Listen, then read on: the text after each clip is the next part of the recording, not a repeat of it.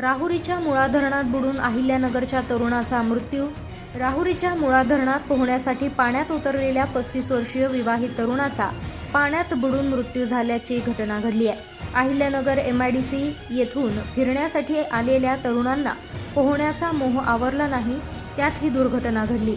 भगवान घाडगे वय वर्ष 35, राहणार नागापूर रेणुकामाता मंदिर परिसर असे मृत झालेल्या तरुणाचे नाव आहे। भगवान घाडगे हा आपल्या 7 ते 8 मित्रांबरोबर रविवार दिनांक 18 मे रोजी मुळा धरण येथे फिरण्यासाठी आला होता।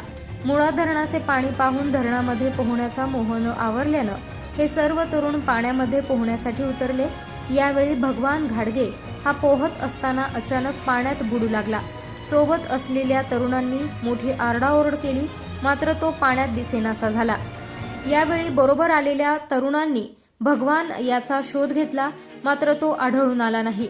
अखेर भगवान घाडगे यांचा मृतदेह मंगळवार दिनांक 20 मे रोजी मुळा धरणाच्या मत्स्य उद्योग केज परिसरात सकाळी 6 वाजेदरम्यान पाण्यावर तरंगताना आढळून आला।